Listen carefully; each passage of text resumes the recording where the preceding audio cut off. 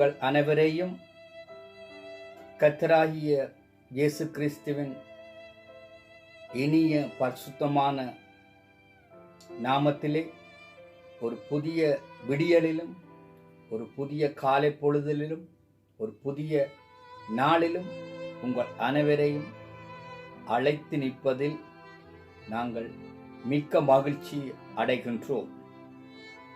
கர்த்தராகிய இயேசு கிறிஸ்து இன்னும் ஒரு நாளை எங்களுக்கு கூட்டிக் கொடுத்திருக்கிறார். அவருடைய இரக்கத்தின் பெயராலே எனக்கும் உங்களுக்கும் ஒரு புதிய உயிர் மூச்சு, புதிய இதய துடிப்பு, புதிய சுவாசம் கொடுக்கப்பட்டிருக்கிறது. அன்பின் சகோதர சகோதரிகளே, நான் இந்த வார்த்தையை ஆரம்பிப்பதற்கு முன்பாக இவைகளுக்கு நன்றி சொல்லியே நான் வார்த்தையை ஆரம்பிப்பது வழக்கமாக இருக்கின்றது என்பதை நீங்களும் பார்த்திருப்பீர்கள், கேட்டிருப்பீர்கள். ஏனெனில் ஒரு புதிய நாள் என்பது இன்றைய உலகியல் வாழ்க்கையிலே கர்த்தர் எனக்கும் உங்களுக்கும் கொடுத்தால் சரியே தவிர மாறாக எந்த வழியினாலும் ஒரு நாளை நாங்கள் கூட்டி கொடுக்க முடியாத ஒரு உலகத்திலே நானும் நீங்களும் வாழ்ந்து கொண்டு இருக்கின்றோம். ஏனெனில் விஞ்ஞானமும் மருத்துவமும் வரலாறும் பொருளாதாரமும் எங்களை கைவிட்டு விட்டது, உலகத்தை கைவிட்டு விட்டது. எங்கே பார்த்தாலும் மரணங்களும் நோய்கள் சம்பந்தமான இயற்கை அழிவுகள், செயற்கை அழிவுகள், இவைகளால் மனிதர்களுடைய வாழ்க்கையில் ஏற்படுகின்ற பாதிப்புகளையும் மரணங்களையுமே நாங்கள் அண்மை காலங்களாக கேட்டுக்கொண்டு இருக்கின்றோம். அதனால்தான் எனக்கு ஒரு சுவாசம் கொடுக்கப்பட்டிருக்கின்றது என்றால், எனக்கு ஒரு இதய துடிப்பு கொடுக்கப்பட்டு இருக்கின்றது என்றால், எனக்கு ஒரு உயிர் மூச்சு கொடுக்கப்பட்டு இருக்கின்றது என்றால், அது கர்த்தர் என்னை உங்களை சகலவிதமான பொல்லாப்புகளிலும் இருந்து பாதுகாத்து தன்னுடைய கல்வாரி திருரத்தத்தினாலே மூடின அந்த காரியத்தால் தான் நானும் நீங்களும் இன்றொரு புதிய நாளுக்குள்ளே வந்திருக்கிறோம். ஒரு புதிய விடியலை காணுகின்றோம், ஒரு புதிய விடியலை உணர்கின்றோம், ஒரு புதிய காலை பொழுதுகளை கடந்து கொண்டு இருக்கின்றோம், கடந்து இருப்போம். இது கர்த்தர் உண்டு பண்ணின நாள் என்று வேதம் சொல்லுகிறது. கர்த்தர் உண்டு பண்ணின நாள்.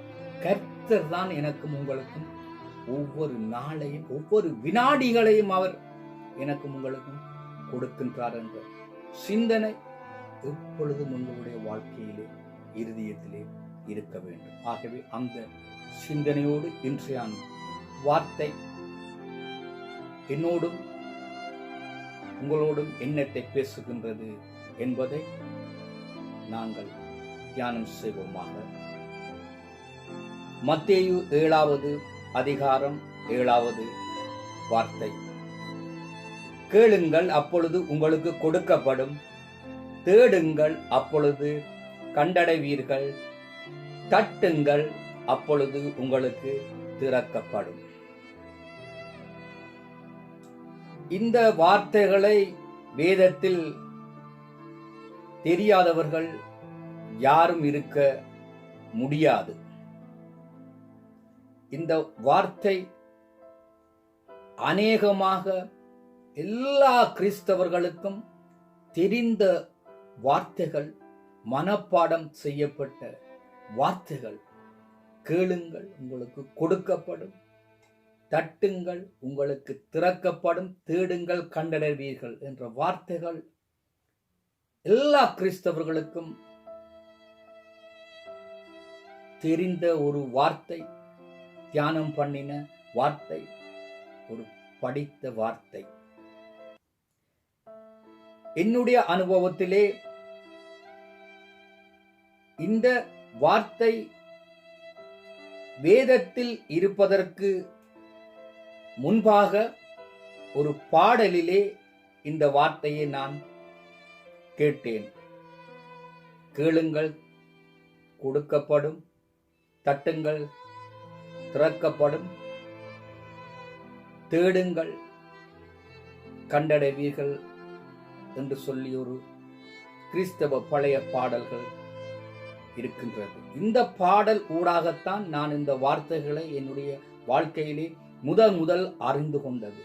அதன் பின்புதான் அந்த பாடப்பட்ட வார்த்தைகள் வேதத்திலே இருக்கின்றது என்பதையும், வேதத்தில் இருந்தே அந்த வார்த்தைகளை எடுத்து பாடல் வாயிலாக பாடப்பட்டது என்பதையும் நான் அறிந்து கொண்டேன். என்னுடைய அயல் வீட்டிலே இருக்கின்ற ஒருவர், அவருக்கு 53 வயதுக்கு மேல். அவருக்கு ஒரு தடவை நான் ஆலோசனை சொன்னேன். நீங்கள் ஆண்டவரிடம் கேளுங்கள், உங்களுக்கு கொடுக்கப்படும், தட்டுங்கள், உங்களுக்கு திறக்கப்படும், தேடுங்கள் கண்டடைவீர்கள் என்று இந்த வார்த்தைகளை கர்த்தராகிய இயேசு கிறிஸ்து பேசியிருக்கிறார். நீங்கள் கேளுங்கள், நிச்சயமாக உங்களுடைய காரியம் கிடைக்கும். அவர் கத்தோலிக்க மதத்தை சேர்ந்தவர். அவர் சொல்லுகிறார், அது பாடல் அல்லோ, அது யாரோ பாடின பாட்டல்லவோ என்று சொன்னார். அப்பொழுது நான் சொன்னேன், உம்மை போலவே நானும் ஒரு காலம் இருந்தேன். ஆனால் அது யாரோ பாடின பாடல் அல்ல, வேதத்தில் இருந்து இந்த வார்த்தைகளை எடுத்து பாடிய பாடல் என்று நான் அவருக்கு சொன்ன பொழுதுதான், இவ்வளவு 55 வயதாக எனக்கு இந்த வார்த்தை வேதத்திலே இருக்கின்றது என்பதை நான் தெரியாமல் வாழ்ந்தேன் என்று அவர் அறிக்கை பண்ணினார். அநேகருடைய வாழ்க்கையிலே இந்த வார்த்தை வேதத்திலே இருக்கின்றதா இல்லையா என்பதை பற்றி அநேகமாக ஒரு சிலர் அறிந்திருக்க மாட்டார்கள்.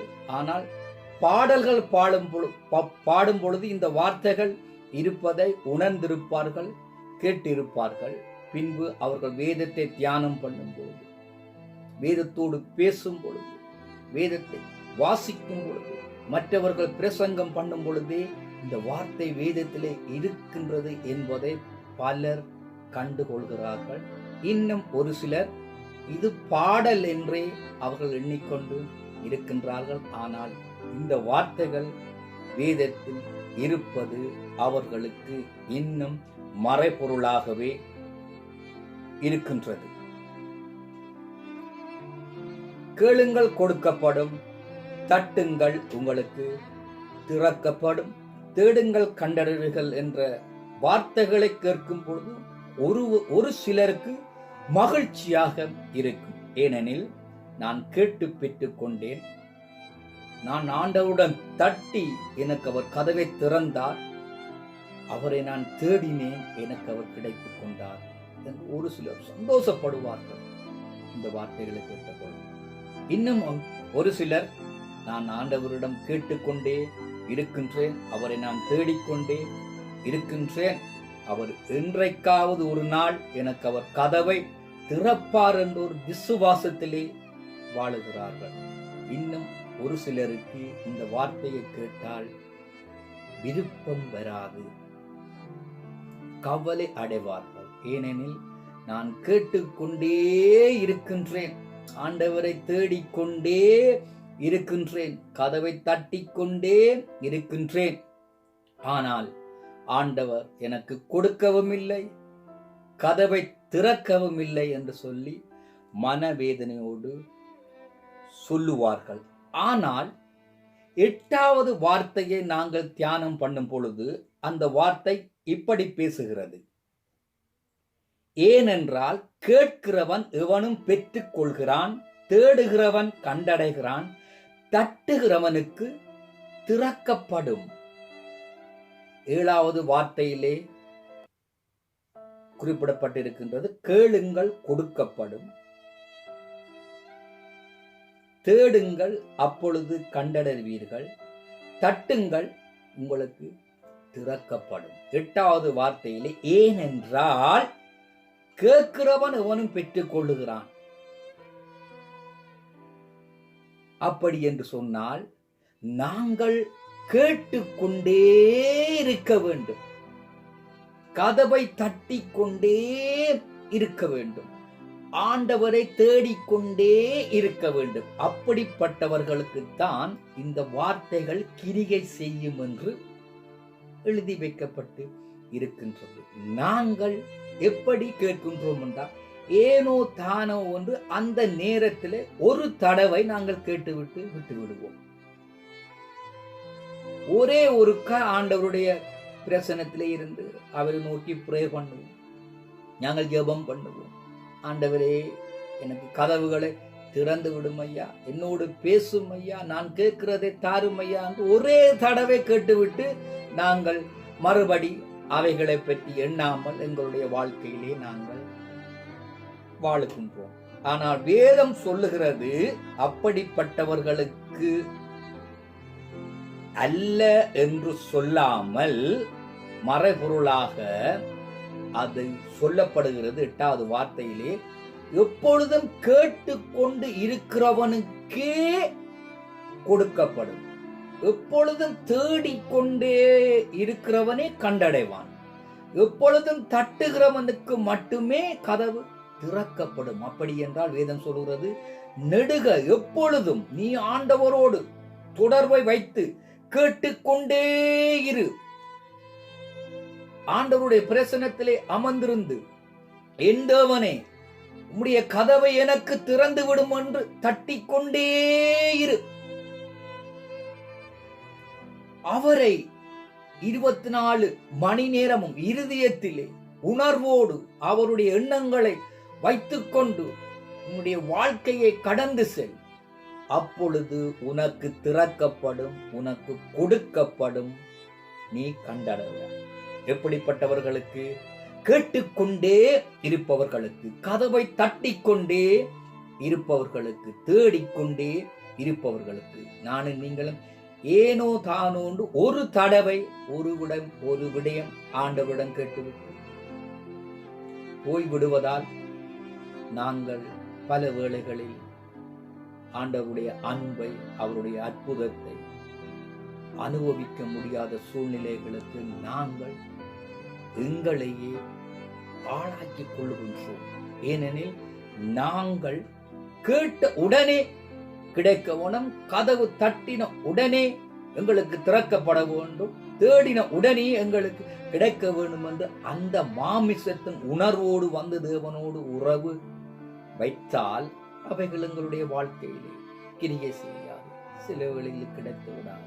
அதனால் தான் 8வது வார்த்தை சொல்லுகிறது, மத்தேயு 7வது அதிகாரத்திலே 8வது வார்த்தை, கேட்டுக்கொண்டு இருப்பவனுக்கே கொடுக்கப்படும், தட்டிக்கொண்டு இருப்பவனுக்கே திறக்கப்படும், தேடிக்கொண்டு இருப்பவனே கண்டடைவான். அதற்கு ஆண்டவர் லூக்கா அதிகாரத்திலே 11வது அதிகாரத்திலே ஒரு சம்பவத்தை அவர் கூறுகிறார். ஒருவனிடத்தில் பாதி இரவில் போய் அவனிடம், நண்பா, என்னுடைய சிநேகிதன் ஒருவன் எதிர்பாராத விதமாக வீட்டுக்கு வந்திருக்கிறான், அவனிடத்தில் கொடுப்பதற்கு எனக்கு உணவு ஒன்றுமில்லை, அப்பங்களை கடனாக தா என்று கேட்கிறான். அவனோ சொல்லுகிறான், கதவு பூட்டி விடப்பட்டு இருக்கின்றது, நான் பிள்ளைகளோடு படுத்துக்கொண்டு இருக்கிறேன், எழும்பித் தர என்னால் முடியாது என்று. அவனோ தொடர்ந்து கதவை தட்டிக்கொண்டே இருக்கிறான், அவன் தொடர்ந்து கேட்டுக்கொண்டே இருக்கிறான். அவனோ அங்கிருந்து மறுமொழி சொல்லிக்கொண்டே இருக்கிறான், என்னால் எழும்பி வர முடியாது, என்னால் உனக்கு அப்பம் தர முடியாது. இவனோ வெளியே நின்று தட்டிக்கொண்டே இருக்கிறான், கேட்டுக்கொண்டே இருக்கின்றான். அவனுக்கு கொடுக்க விருப்பம் இல்லாவிட்டாலும் இவனுடைய கரைச்சல் தாங்க முடியாமல் அவன் எழும்பி அந்த அப்பத்தை கொடுப்பான் அல்லவோ என்று. அப்படி என்றால் நாங்களும் ஆண்டவரிடம் தொடர்ந்து கேட்டுக்கொண்டு இருக்க வேணும், தொடர்ந்து தட்டிக்கொண்டு இருக்க வேண்டும், தொடர்ந்து அவரை தேடிக்கொண்டு இருக்க வேண்டும். அப்படிப்பட்டவர்கள் பெற்று விடுவார்கள் என்பதை வேதம் எங்களுக்கு கூடிட்டு காட்டுகிறது. கேளுங்கள் கொடுக்கப்படும் என்றால் ஒருவர் கேட்க வேண்டும், ஒருவர் கொடுக்க வேண்டும். அப்ப 2 பேர் தேவை. ஒருவன் கேட்கிறவனாக இருக்க வேண்டும், ஒருவன் கொடுக்கிறவனாக இருக்க வேண்டும். கதவை தட்டினால் ஒருவன் கதவை திறக்க வேண்டும். அப்படி என்றால் கதவை தட்டுவதற்கு ஒருவன் தேவை, கதவை திறந்து விடுவதற்கு ஒருவர் தேவை. ஆனால் தேடுங்கள் கண்டடைவீர்கள் என்ற வார்த்தையை தியானம் பண்ணி பார்த்தால் நீங்கள் தான் தேட வேண்டும், நீங்கள் தான் கண்டடைய வேண்டும். அங்கே இன்னொரு நபரை காட்டுமாள் போல இந்த வார்த்தை அமையவில்லை. நன்றாக விளங்கிக் கொள்ளுங்கள். கேளுங்கள் கொடுக்கப்படும் என்றால் ஒருவர் கேட்க வேண்டும், ஒருவர் கொடுக்க வேண்டும். கேட்பதற்கு ஒருவர் இருக்க வேண்டும், கொடுப்பதற்கு ஒருவர் இருக்க வேண்டும்.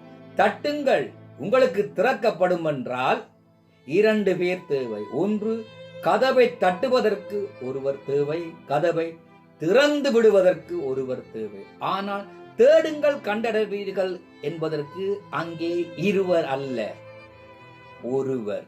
நீயே தேட வேணும், நீயே கண்டடைய வேண்டும் என்று இந்த வார்த்தை எனக்கும் உங்களுக்கும் பேசி நிற்கின்றது. நீ தேட வேணும், நீ கண்டடைய வேண்டும். அது உனக்குரிய பொறுப்பு, உனக்குரிய கடமை, உனக்குரிய வாஞ்சை. இதுல இன்னொருவரை நீ தேட முடியாது. ஆகவே தேடு, நீ தேடு, நீ மட்டும் தேட வேண்டும். கேட்பதற்கும் கொடுப்பதற்கும் இருவர் இருக்கின்றார்கள், தட்டுவதற்கும் திறப்பதற்கும் இருவர் இருக்கிறார்கள். ஆனால் தேடுங்கள் என்ற இடத்திலே ஒரு நபர் இருக்கின்றார். தேடுங்கள் கண்டடை, நீ தேடு, நீ கண்டடைவாய் என்றால் அவர் என்னத்தை சொல்ல வருகிறார்? இதற்கு 2 உதாரணங்களை லூக்கா 15வது அதிகாரத்திலே அவர் காட்டுகின்றார். ஒருவனிடத்தில் 100 ஆடுகள் இருந்தன, ஒரு ஆடு காணாமல் போய்விட்டது. அவன் அந்த ஆட்டை தேடி போகின்றான். ஒரு சில வேளைகளிலே அவனோடு அறிந்தவர்கள் அவனுக்கு உதவி செய்ய அந்த ஆட்டை தேடி அவனோடு போயிருக்கலாம். ஆனால் ஒரு குறிப்பிட்ட நேரத்திலே அந்த ஆடு அவர்களுக்கு கிடைக்காம விட்டால் அவர்கள் அந்த ஆட்டுக்கு சொந்தக்காரனை பார்த்து கூறுவார்கள், அந்த ஆடை சில நேரத்தில் கரடி பிடிச்சு கொண்டு போயிருக்கும், சில நேரத்தில் புலி பிடிச்சு கொண்டு போயிருக்கும்.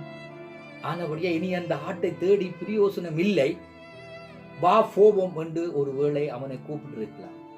அவன் சொல்லியிருப்பான், நீங்கள் போரண்டால் போங்கள், நான் தேடி ஆட்டை கண்டுபிடிக்க மட்டும் நான் வரமாட்டேன் என்று சொல்லியிருக்கலாம். அந்த வேளையிலே அவர்கள் வீட்டுக்கு வந்திருக்கலாம். இவன் மட்டும் தனியே இருந்து அந்த ஆட்டை தேடி கண்டு பிடித்து தோளிலே போட்டு கண்டு வந்து அயல் வீட்டுக்காரரை மக்கம் பக்கத்திலே இருப்பவர்களையும் கூப்பிட்டு, பார்த்தீங்களா, நீங்கள் சொன்னீங்கள் கரடி பிடித்திருக்கும் என்று, புலி பிடிச்சிருக்கும் என்று நீங்கள் சொல்லிவிட்டு போய்விட்டீர்கள். எனக்கு ஒரு நம்பிக்கை இருந்தது, என்னுடைய ஆட்டை நான் தேடி கண்டுபிடிப்பேன் என்று எனக்கு ஒரு விசுவாசம் இருந்தது. நான் கண்டுபிடித்த ஆடு, நான் கண்டுபிடித்தேன். நீங்கள் அரை வழியிலே என்னை விட்டு விட்டு போய்விட்டீர்கள். நான் கண்டுபிடித்து விட்டேன், நான் கண்டுபிடித்த ஆடு, நான் கண்டுபிடித்த ஆடு என்று சொல்லி அவன் சந்தோஷம் அடைவான். அப்படி என்றால் இவன் தன்னுடைய வாஞ்சையினாலே, விருப்பத்தினாலே, உற்சாகத்தினாலே அவன் தேடினான், கண்டடைந்தான், தானே கண்டடைந்தான். தட்டம் தனிய தானே தேடி கண்டுபிடித்து அந்த ஆட்டை கொண்டு வந்து மகிழ்ச்சியோடு அயலவர்களோடு சந்தோஷம் கொண்டாடினான் என்று இருக்கின்றது. அதே லூக்கா அதிகாரத்திலே 10 வெள்ளி காசுகளிலே ஒரு காசை ஒரு பெண்மணி, ஒரு ஸ்திரீ தொலைத்து விட்டார்.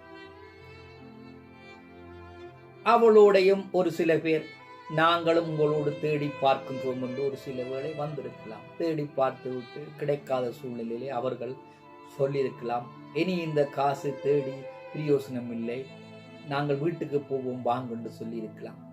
அவள் சொல்லியிருப்பாள், நீங்க போறண்டா போங்க, நான் இந்த காசை தேடி எடுக்காமல் நான் வரமாட்டேன். இவர்கள் வீட்டுக்கு வந்திருப்பார்கள்.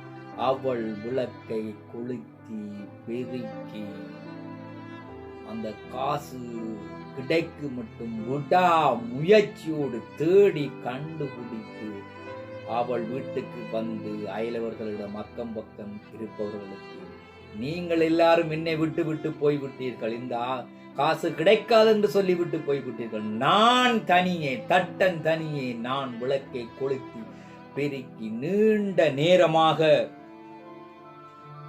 நான் இந்த காசை தேடி கண்டுபிடித்தேன், எனக்கு இப்போ மகிழ்ச்சியாக இருக்கின்றது, சந்தோஷமாக இருந்த, நான் தேடி கண்டுபிடித்தேன், ஒருவருடைய உதவி இல்லாமலும் ஒத்தாசை இல்லாமலும் துணை இல்லாமலும் நான் கண்டுபிடித்தேன் என்று சொல்லி தன்னை பெருமைப்படுத்தி அவள் சந்தோஷப்படுவாள் அல்லவோ. எங்களுக்கும் இந்த அனுபவம் ஒரு சில வேளைகளிலே இருந்திருக்கலாம். எனக்கு அந்த அனுபவம் இருக்கின்றது. சின்ன வயதிலே 10 வயதிலே என்னுடைய தாயார் நாணயங்களை கொடுப்பார். கடையில் போய் பொருட்களை வேண்டி வரும்படி நான் போகும் பொழுது ஒரு சில வேளைகளிலே அந்த நாணயத்தை கீழே போட்டு விடுவேன். இருட்டு, மின்சாரம் இல்லாத காலப்பகுதி. அப்ப நான் அந்த காசை தேடுவேன். போறவர்கள் வாரவர்களாம் என்ன தேடுகிறீர் என்று என்ன கேட்பாங்க. நான் சொல்லுவேன், அம்மா காசு தந்தவர், அது கீழே போட்டு விட்டேன், இப்போ காசு இல்லாமல் போனா அம்மா அடிப்பா பேசுவான்னு சொன்னா அவர்களும் என் மீது இறங்கி என்னோடு சேர்ந்து தேடுவார்கள். ஆனா தேடின பிறகு சொல்லுவார்கள், தம்பி காசை காணவில்லை, எனக்கு அலுவல் இருக்கு, நீங்க வீட்டை போங்கன்னு சொல்லி என்னையும் சொல்லுவாங்க. நான் என்னண்டு வீட்டை போறது? நான் வீட்டை போனா எனக்கு அடிவுடு பேசுவார்கள் என்று தட்டம் தனியே நின்று எப்படியாவது அந்த காசை எடுக்கணும் என்று எத்தனை மணித்தியாலம் சென்றாலும் பரவாயில்லை தேடி கண்டு குடித்து அந்த காசை நான் எடுத்துட்டேனண்டா எனக்கு எவ்வளவு சந்தோஷம் இருக்குன்னு சொல்லுவாங்க. அவர்கள் எல்லாரும் காசு கிடைக்காது வீட்டை போ என்று சொன்னார்கள். நானோ கிடைக்கும் என்ற நம்பிக்கையில் ஒருவருடைய உதவியும் இல்லாமல் ஒத்தாசை இல்லாமல் தனியே தட்டம் தனியே நான் தேடி இந்த காசை கண்டுபிடித்தேன். எனக்கு எவ்வளவு சந்தோஷம். நிச்சயமாக இந்த அனுபவம் உங்களுக்கும் இருக்கு. அதே போலதான் இந்த ஆட்டை தேடி கண்டுபிடித்தவனுக்கும் இந்த காசை தேடி கண்டுபிடித்தவனுக்கும் சந்தோஷம் இருக்கும் அல்லவா? அப்படி என்றால் அதனுடைய பொருள் என்ன? தொலைத்தா நீயே தேடு, அப்பொழுது கண்டடைவாய். மற்றவர்களே நம்பாதே.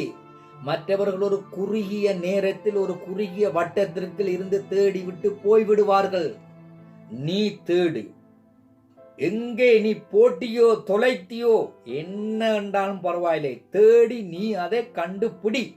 நீயே தேட வேணும், நீயே கண்டுபிடிக்க வேண்டும் என்று சொல்லி இந்த வார்த்தை எங்களோடு பேசி நீக்கின்றது. நாங்கள் சில காரியங்களுக்கு மற்றவர்களை உதவிக்கு வரும்படி கூப்பிட முடியாது. மற்றவர்கள் எங்களுக்கு வர வேண்டும் என்று நாங்கள் எதிர்பார்க்கவும் முடியாது. சில காரியங்களை நான் நான் நான் செய்ய வேண்டும். மற்றவர்களுடைய உதவி ஒத்தாசை இல்லாமல் சில காரியங்களை தனித்துவமாக அவனே செய்ய வேண்டிய ஒரு சூழல் மனுஷர்களுக்கு இருக்கின்றது. நானே தேட வேண்டும், நானே அதை கண்டுபிடிக்க வேண்டும். அப்பொழுதுதான் அதனுடைய பெருமதி தெரியும். மற்றவர்கள் தேடி கண்டுபிடித்து எங்களுக்கு கொடுத்து விட்டால் அதனுடைய பெருமதி எங்களுக்கு தெரியாது. ஆட்டை தொலைத்த ஒருவனுக்குத்தான் தெரியும் அந்த ஆட்டின் பெருமதி. அந்த வெள்ளி காசை தொலைத்த அந்த பொன்மணிக்குத்தான் தெரியும் அந்த காசின் பெருமதி. அதனாலே அவர்கள் யார் எங்களோடு உதவிக்கு வராட்டியும் பரவாயில்லை, யார் எங்களோடு இல்லாவிட்டாலும் பரவாயில்லை, நாங்கள் தேடி கண்டு பிடிப்போம் என்று அந்த துணிவோடு ஆட்டை தேடினான், கண்டுபிடித்தான். காசை தேடினான், கண்டுபிடித்தான். ஊருக்கு வந்து வீட்டுக்கு வந்து அக்கம் பக்கத்தில் இருப்பவர்களை கூப்பிட்டு சந்தோஷம் அடைந்திருப்பாள். எப்படி அடைந்திருப்பாள்? நீங்கள் எல்லாம் கிடைக்காது என்று சொல்லிவிட்டு என்னையும் வீட்டுக்கு போவென்று சொன்னீர்களே, நான் வரமாட்டேன் என்று சொன்னேன் அல்லவா? இப்பொழுது நான் தேடி கண்டுபிடித்து விட்டேன். அந்த சந்தோஷத்தை உங்களோடு பகிர வந்த நான் என்று சொல்லும் பொழுது அந்த சம்பவம் எவ்வளவு ஒரு சந்தோஷமாக இருக்கும். அப்படி என்றால் ஆவிக்குரிய என்னுடைய வாழ்க்கையிலே என்னத்தை நான் என்னிடமிருந்து தொலைத்து விட்டேன் என்பது எனக்கு தெரியும். ஒருவேளை மனைவிக்கு தெரியாமல் இருக்கலாம், பிள்ளைகளுக்கு தெரியாமல் இருக்கலாம், பெற்றோர்களுக்கு தெரியாமல் இருக்கலாம், கணவனுக்கு தெரியாமல் இருக்கலாம், போதவருக்கு தெரியாமல் இருக்கலாம். ஆனால் எனக்கு தெரியும், அவனுக்கு தெரியும்.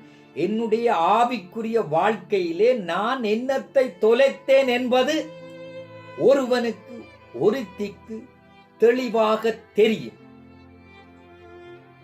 அதை தேடு, நீயே தேட வேணும், நீயே கண்டடைய வேணும், நீயே சந்தோஷப்பட வேண்டும், நீயே அக்கம் பக்கத்தில் இருப்பவர்களை கூப்பிட்டு மகிழ்ச்சியாய் இருக்க வேண்டும், நீயே தேட வேண்டும், எல்லாம் நீதான் செய்ய வேண்டும். அப்ப எனக்கும் உங்களுக்கும் தான் தெரியும், என்னுடைய ஆவிக்குரிய வாழ்க்கையிலே நான் என்னத்தை தொலைத்து விட்டேன். அப்படி ஏதாவது என்னுடைய ஆவிக்குரிய வாழ்க்கையிலே ஏதாவது நானும் நீங்களும் தொலைத்திருந்தால் மற்றவர்களின் உதவியை நாடாதே. மற்றவர்கள் வர வேண்டும் என்று நீ எதிர்பார்க்காதே. நீயே தேடி மீள தேவனோடு உறவை வைத்துக்கொள். இதைத்தான் தேவன் சொல்லுகிறார், தேடுங்கள் கண்டடைவீர்கள். நான் தான் தேடுவேன். என்னுடைய ஜெப வாழ்க்கை தொலைந்து விட்டதா? தேடு, கண்டுபிடி, மீண்டும் ஆண்டவரோடு தொடர்பில் இரு. என்னுடைய ஊழிய வாழ்க்கை தொலைந்து விட்டதா? தேடு, கண்டுபிடி, ஆண்டவரோடு சந்தோஷமாக இரு. வேத வாசிப்பு என்னிடமிருந்து தொலைந்து விட்டதா? தேடு, தேவனோடு உறவாய் இரு. உன்னுடைய வாழ்க்கையிலே நீ ஆண்டவரை தொலைத்து விட்டியா? தேடு, தேடு, கண்டடைவாய். அப்பொழுது நீ உன் அருகில் இருப்பவர்களை அழைத்து, இவ்வளவு நாளும் நான் ஆண்டவரை தொலைத்தேன், இப்பொழுது நான் அவரை தேடி கண்டுபிடித்து விட்டேன், இப்பொழுது என்னுடைய வாழ்க்கை மாறி இருக்கின்றது என்பதை சந்தோஷமாகவும் சொல்லுவாய், சாட்சியாகவும் சொல்லுவாய். ஆண்டவரை தொலைத்து விட்டாயா? தேடு. வேதம் வாசிப்பதை தொலைத்து விட்டாயா? தேடு. ஜெப வாழ்க்கையை தொலைத்து விட்டாயா? தேடு. ஆராதனைக்கு போய் வருவதை தொலைத்து விட்டாயா? தேடு. ஊழியத்தை தொலைத்து விட்டாயா? தேடு. அதைத்தான் ஆண்டவர் மத்தேயு 7வது அதிகாரத்திலே கேளுங்கள் கொடுக்கப்படும் என்பதற்கு 2 பேர் தேவை, தட்டுங்கள் திறப்பதற்கு 2 பேர் தேவை, தேடுங்கள் கண்டடைவீர்கள் என்பதற்கு நீயே தேட வேண்டும், நீயே கண்டடைய வேண்டும். அப்பொழுதுதான் அதனுடைய பெருமதியும் மகிழ்ச்சியும் உனக்கு தெரியும். அப்பொழுது நீ சந்தோஷமாய் இருப்பாய் என்பதற்காகவே ஆண்டவர் அந்த பொறுப்பை அவனிடத்தில், ஆவிக்குரிய வாழ்க்கையில தேவன் தந்த காரியங்களை எதை தொலைத்து விட்டேன் என்பது எனக்கு தெரியும். அவைகளை நானும் நீங்கள்